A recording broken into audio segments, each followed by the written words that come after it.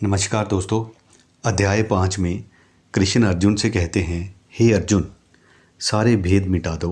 भेद ही भ्रम पैदा करते हैं तथा जीवन भी भेद ही भटकाते हैं। इस बात की गांठ बांध ही लो कि सब कुछ परमात्मा है। यही एकमात्र सच्चा ज्ञान है। अर्जुन इस समय दुखी है तो भेद के कारण। आपके जीवन में इतने भटकाव हैं तो भेद के कारण। ये भेद की शिक्षा ही है जो सबको पागल किए जा रही है। कृष्ण कह रहे हैं कि एक ज्ञानी के लिए तो विवेकी ब्राह्मण तथा कुत्ते तक में कोई भेद नहीं है, क्योंकि अंत में तो दोनों सिर्फ हैं, व ऐसी या वैसी नहीं हैं। और फिर हमें तो जो हमारे जीवन में है उतने से ही व्यवहार करना है। जो जीवन में नहीं है उन्हें तो स्वाभाविक तौर पर दूर से सलाम करना है। सो जीवन में जो है उन्हें परमात्मा मान लो। मन हमेशा के लिए शांत व प्रसन्न ना हो जाए तो कहना, और शांत व प्रसन्न मन ही प्रगति करता है। ये कहने की ज़रूरत ही नहीं। खैर, सब परमात्मा है, इतना मान लेने से सबसे पहले आपके पाने खोने की सारी चिंताएं मिट जाएंगी, क्योंकि फिर तो जो पाओगे वह भी परमात्मा तथा जो खोओगे वह भी परमात्मा। और मन तो इतना निर्मल हो जाएगा कि जीने का मज़ा ही आ जाएगा। अब मैं आपको एक प्रैक्टिकल एप्लीकेशन दे रहा हूँ। मतलब कुछ काम है जिसको हमने करना है। हर चीज़ के आगे शांत व दृढ़ मन से लिखो कि मैं इसे परमात्मा मानता हूँ। वहीं से हम दोनों आए हैं और वहीं हम दोनों को जाना है। तो फिर बीच में भेद की मूर्खता करने वाला मैं कौन? इस एक परिवर्तन से आपके भीतर क्या चमत्कार घट जाएगा उसकी आप कल्पना भी नहीं कर सकते हैं। और मन कभी ना ख़त्म होने वाली शांति को प्राप्त हो जाएगा, सो अलग। तो वो चार्ट है कि आपके जीवन में सामने आने वाले मनुष्य तथा वस्तुओं की मैं आपको एक सूची दे रहा हूँ। आप मन से लिखिए कि मैं आज से इनको परमात्मा मानूंगा। तो क्या है वो? सबसे पहला है आपका जो परिवार और आपके मित्र। फिर दूसरा आता है आपके जो कर्तव्य, आपका मन और शरीर, दूसरे धर्म, देश व समाज के लोग, आपके प्रतिद्वंदी, आपके शत्रु। आप इनके आगे लिखिए। जो फिर आता है मिलने वाली असफलताएं, झेल रहे संकट, आपके शौक़ व इच्छाएं, दूसरों की इच्छाएं। कुल मिलाकर ये समझें कि ब्रह्मांड की हर वस्तु, पृथ्वी का हर मनुष्य तथा घटने वाली हर घटना परमात्मा ही है। और यही श्रेष्ठ मानसिकता है। और ये मानसिकता एक बार दिल से पाली, फिर गम जीवन से हमेशा के लिए छू हो जाएंगे। यूं भी जब सब परमात्मा से पैदा हुआ है तथा सब कुछ उसकी मर्जी से हो रहा है, तो फिर भेद क्यों व चिंता काहे की? संभाव इसे ही कहते हैं। अध्याय 6 में कृष्ण अर्जुन से कहते हैं कि हे अर्जुन, स्वार्थ जो है एकमात्र पाप है। स्वार्थ का मतलब है सिर्फ अपने हित की सोचना, अपने फ़ायदे के बारे में सोचना। सारे स्वार्थ हटा दो, फिर कुछ भी करो, सब परमात्मा ही कर रहा होगा। जीवन की सारी परेशानियों की जड़ स्वार्थ है। आप अपने जीवन की एक भी ऐसी परेशानी बता दो जिसकी जड़ में स्वार्थ ना हो। सो स्वार्थ हटा दो, परेशानी गायब हो जाएगी। परेशानियों से निजात पाने का दूसरा कोई उपाय नहीं है। और ये सत्य भी जान लो कि महानता को वही उपलब्ध हुए हैं जिन्होंने अपने जाति स्वार्थ मिटाए हैं। गीता सफलता दिलाती है तथा महान बनाती है। अब हमारे लिए फिर एक प्रैक्टिकल एप्लीकेशन है। मतलब हमने कुछ काम करना है इस चार्ट के सहारे। चार्ट के सहारे अपने स्वार्थ कमज़ोर करने का प्रयास करो। अपने आप जीवन से कष्ट भी कम होते चले जाएंगे तथा जीवन भी संवरता चला जाएगा। सबके आगे दिल से लिखो कि आज के बाद मैं इसमें से अपने स्वार्थ हटाता हूँ। तो नंबर 1 है पारिवारिक रिश्ते। लिखिए, इसमें से मैं अपने स्वार्थ को हटाता हूँ। फिर आता है हमारे मित्र, व्यावसायिक रिश्ते, फल व परिणाम, धर्म, विचार, भविष्य, कर्म। समझो इतना कि पूरी दुनिया स्वार्थ के रास्ते जीवन बनाने निकली है। हर कोई यही कहता है कि मेरा क्या, मुझे क्या फ़ायदा। पर फिर जीवन बन क्यों नहीं रहा है? क्योंकि जीवन आपकी बुद्धि की सामान्य सोच से नहीं, बल्कि प्रकृति के परम नियमों से बनेगा।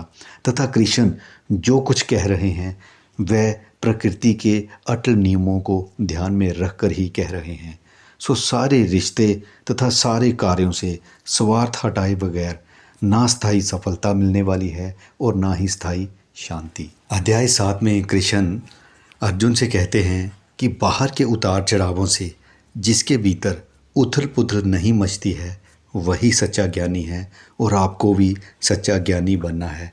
कहने का मतलब है हमारे जीवन में कई बार ऐसा होता है कि बाहर परेशानियां होती हैं और उन परेशानियों के चलते कई बार जो इंसान है वह बहुत ज़्यादा घबरा जाता है। तो यहीं पर ऑथर के द्वारा हमें एक एक्सरसाइज दी गई है। हमने उस एक्सरसाइज को करना है। दृढ़तापूर्वक सबके नीचे अपनी भाषा में लिखो कि आज के बाद मैं ऐसी घटनाओं का देखने वाला हो गया हूँ बट मैं भीतर से परेशान नहीं होऊंगा। तो नंबर 1 आता है शत्रु का आगे बढ़ना। अगर आपका कोई शत्रु आगे बढ़ रहा है तो आपके भीतर इस बात को लेके आपको परेशान नहीं होना है। लोग अगर आपको गलत समझ रहे हैं तो भी आपने भीतर से परेशान नहीं होना है। किसी का आपके बारे गलतफहमी पालना, कार्य में अगर असफलता मिल रही है, धंधे में नुकसान होना, स्वयं का स्वास्थ्य बिगड़ना, स्वयं द्वारा कोई गलती करना, किसी के द्वारा धोखा दिए जाना, परिवार में किसी का स्वास्थ्य बिगड़ना, किसी अपने की मृत्यु होना। जीवन है तो दुख भी आएंगे। अब जीवन है तो शरीर, बुद्धि व अहंकार खेल दिखाते ही रहेंगे। देखो उन खेलों को बाधा क्या है, पर भीतर से आपने विचलित नहीं होना है। अध्याय 8 में कृष्ण मैं से हम तक उठना सिखा रहे हैं। वह बता रहे हैं कि यहाँ सभी एक ब्रह्मा के ही अंश हैं और हर अंश को चाहिए कि वह ब्रह्मा यानी अपने मूल की चिंता करे, यानी चिंता मैं की नहीं बल्कि हम की करे। अब यूँ देखने जाएं तो मैं की चिंता तो सभी कर रहे हैं पर जीवन किसी का नहीं बन रहा है। तभी तो कृष्ण बता रहे हैं कि जीवन उसी का बनेगा जो हर समय हम की चिंता कर रहा होगा और ये हम धीरे धीरे आपने बढ़ाना है। सबसे पहले तो जितनों से भी आप व्यवहार कर रहे हैं उन सब का हम बनाना सीख जाओ। फिर वहाँ से जगत को हम बनाने तक उठो। ये तय जानो कि आपके हम का दायरा जितना बढ़ता जाएगा उतना ही जीवन बनता चला जाएगा। मैं करोगे तो बकरे बनकर रह जाओगे, ये समझ ही लेना। सो आज से ही मैं से हम तक उठना शुरू हो जाओ। परिवार के साथ बैठे हो तो अपनी नहीं पूरे परिवार के हित की सोचो। धंधा कर रहे हो तो पार्टनर से लेकर सप्लायर तक, बायर तक के हित की सोचो। कुल मिलाकर आगे उन्हीं कार्यों में बढ़ो जिसमें मैं का नहीं हम का भला हो रहा हो। फिर देखो कैसे जीवन रातों रात ऊंचाइयां छूने लगता है, क्योंकि मैं नहीं हम ही प्रकृति की शिक्षा है। इसलिए हम में जीने वालों को हमेशा प्रकृति का पूरा साथ मिलता है।